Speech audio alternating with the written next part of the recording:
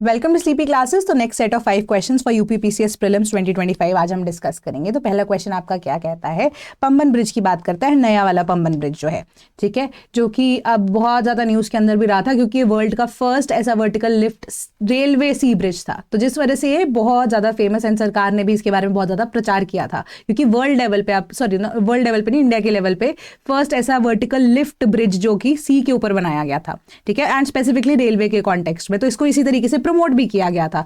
तो अगेन चलो क्वेश्चन के अंदर अंदर ही मैंने आपको एक आंसर बता दिया कि सेकंड स्टेटमेंट हमारी इसी वजह से करेक्ट हो जाती है। तो इसको बनाने के लिए यहाँ पे ये बोला जा रहा है कि रेल विकास निगम लिमिटेड, जो कि अब नवरत्ना पब्लिक सेक्टर के अंडर है, under the ministry of railways, क्या इसने इसको बनाया था? बिल्कुल करेक्ट है ये बात। ये दोनों की दोनों चीजें जो है एक फैक्ट है, ठीक है। तो दोनों की दोनों स्टेटमेंट यहाँ पर करेक्ट हो जाती हैं। तो जो न्यू पंबन ब्रिज है, इसने पंबन ब्रिज जो कि ओरिजिनली था उसको यहाँ पर रिप्लेस किया था, जो कि 1914 में बना था, ठीक है। क्योंकि अब अकोमोडेशन हमें क्या है कि नए जैसे जैसे अब हम आपको, मैं चलो इतनी बात बताई देती हूँ कि सागरमाला प्रोजेक्ट है हमारा, है ना, सागरमाला प्रोजेक्ट है, भारतमाला प्रोजेक्ट है।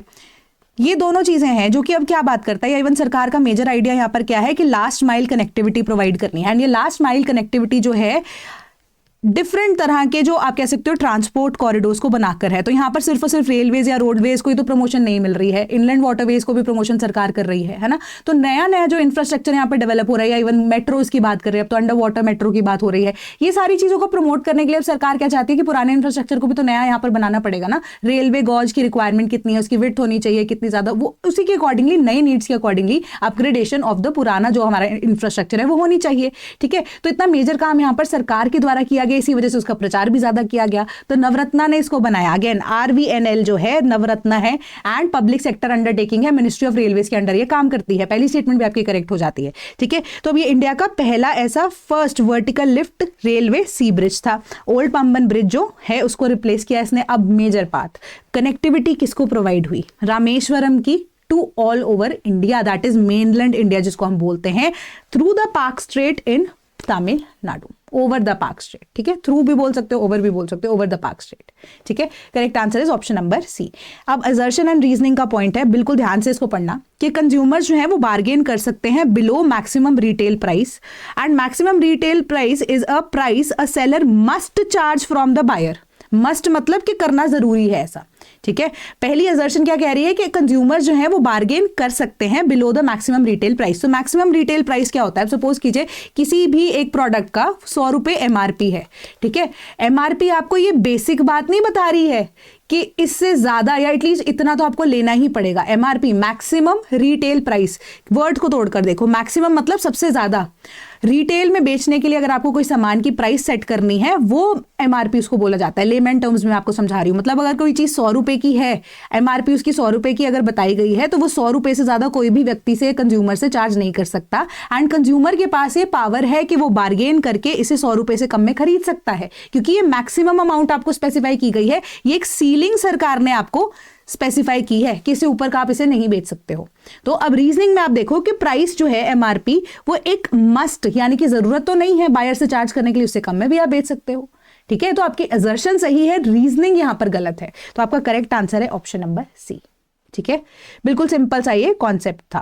Then Suez canal connects which of the following, basic सा क्वेश्चन, सिंपल सा क्वेश्चन, आजकल न्यूज के अंदर भी है हमारे पास सिनाई पेनिनसुला, ठीक है। सिनाई पेनिनसुला जो है न्यूज के अंदर भी है। And due to Rafah corridor also, Rafah bordering जो बॉर्डर है अब किसके, इजिप्ट एंड इवन के, आप कह सकते हो कि गाजा के बीच का इकलौता ऐसा लैंड पॉकेट जो कि अब अलाउ करता है पैलेस्टीनियंस को इजिप्ट के अंदर एंटर करना। International boundary for what, for you can say Gaza के लोग, है ना।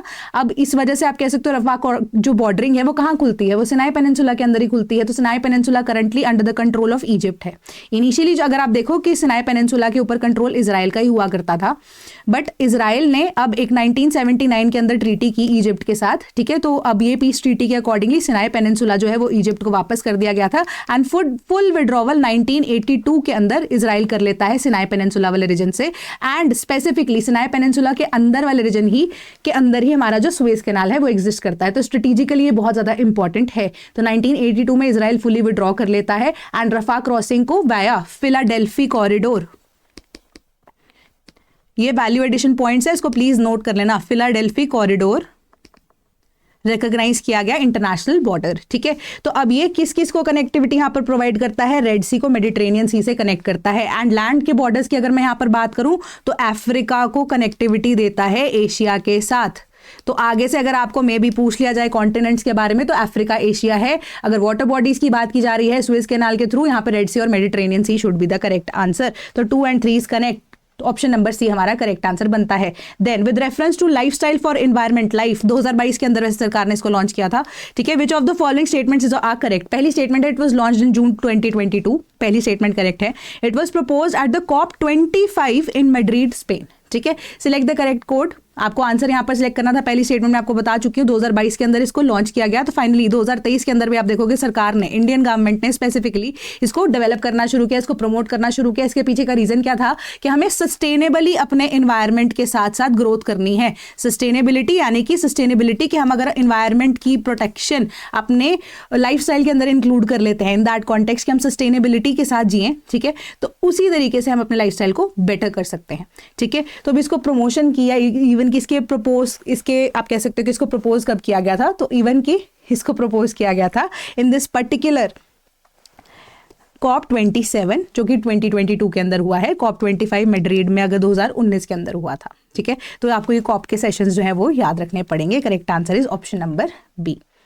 देन अब वर्ल्ड बैंक और IMF की यहाँ पर बात की जा रही है, कौन सी स्टेटमेंट यहाँ पर करेक्ट है, ठीक है। अगेन सिंपल क्वेश्चन है क्योंकि ब्रेटन वुड्स ट्विंस जो है हम इनको बोलते हैं। तो world bank and international monetary funds जो है साथ में ही बनाए गए थे। तब वर्ल्ड बैंक का नाम क्या होता था, IBRD, ठीक है।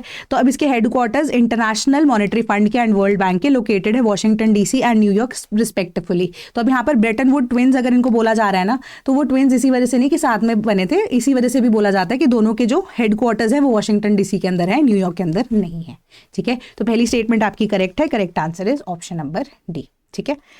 देन आज के सेट ऑफ 5 क्वेश्चंस यहीं पर थे, यहीं तक सीमित थे, ठीक है। And if you wish to become a part of the sleepy family, so we are offering a various number of courses when it comes to UP PCS batches, foundation course, test series, pre crash, दोनों के combination. Separately भी अगर आप purchase करना चाहते हो वो भी आपको मिल जाएंगे। All you need to do is कि आप हमारे टोल फ्री नंबर 1800-890-3043 पे कॉन्टैक्ट कर सकते हैं। तो पढ़ाई करते रहिए, कोई डाउट होता है तो कॉमेंट सेक्शन में आप मुझसे यहाँ पर पूछ सकते हैं। I will answer that. That is all from my side. Thank you.